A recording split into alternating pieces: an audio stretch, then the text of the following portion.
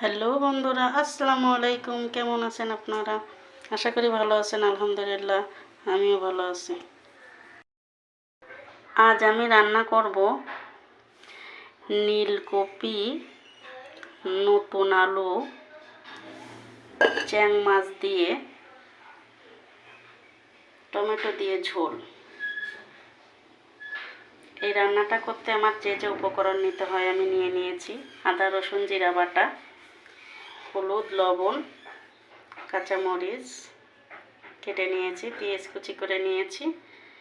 এখন এই যে আলু, আমার রান্নার পালা। চলে যাই চুলাতে। কড়াইয়ে তেল দিয়ে দিচ্ছি।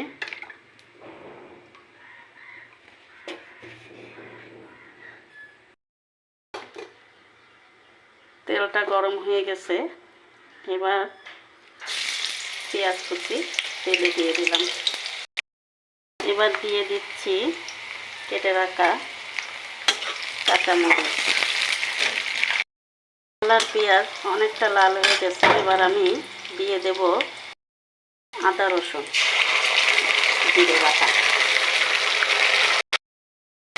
তারপর দিয়ে দেব হলুদ, লবণ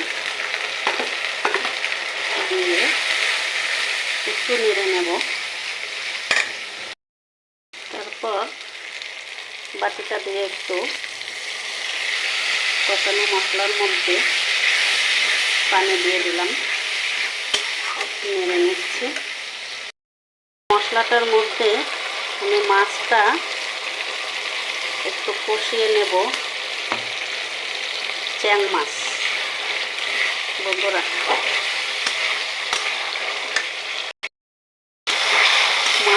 মাছটা কিছুক্ষণ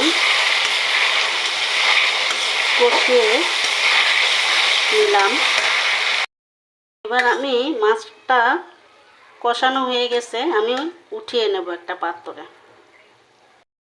এবার আমি মাছটা উঠিয়ে নিয়েছি, এই যে ছোট্ট একটা মালসায়। এখন আমি মশলা আর একটু কষিয়ে নিয়ে আলু দিয়ে দিচ্ছি। আলু দিয়ে আলুটা একটু কষিয়ে নিচ্ছি।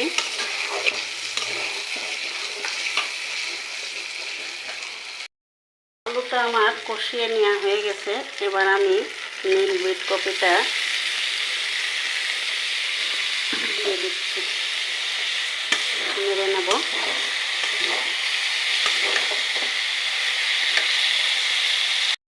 এবার আমি আলু আর নীল কপিটা দিয়ে হালকা একটু পানি দিয়ে দিয়েছি, এটা আর একটু কষিয়ে নেব। এবার আমি কেটে রাখা টমেটো দিয়ে দিলাম, দিয়ে কপি আর আলুর সাথে আর একটু কষিয়ে নেব। আমি ঝোলের পানি দিয়ে দিচ্ছি।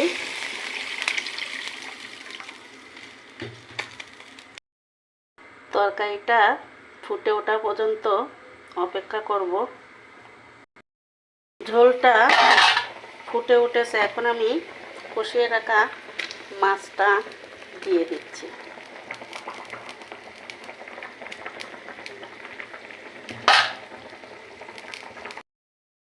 কষিয়ে রাখা মাছটা ঝোলের পানিতে দিয়ে দিয়েছি, এখনো নেড়ে দিচ্ছি। তরকারিটা শেষ পর্যন্ত হয়ে যাওয়া পর্যন্ত অপেক্ষা করব। তরকারিটা আমার রান্না শেষ, এবার আমি নামিয়ে নেব। আলু, টমেটো, নীলকপি, চ্যাং মাছ দিয়ে ঝোল রান্না তরকারি আমার হয়ে গেছে। কেমন হয়েছে বন্ধুরা অবশ্যই জানাবেন। আর ভিডিওর শেষে একটা কথাই বলবো, এই নীলকপিটা আমি কিন্তু খাইনি, এই প্রথম রান্না করলাম, প্রথমই খাবো। ভালো থাকবেন। আল্লাহ।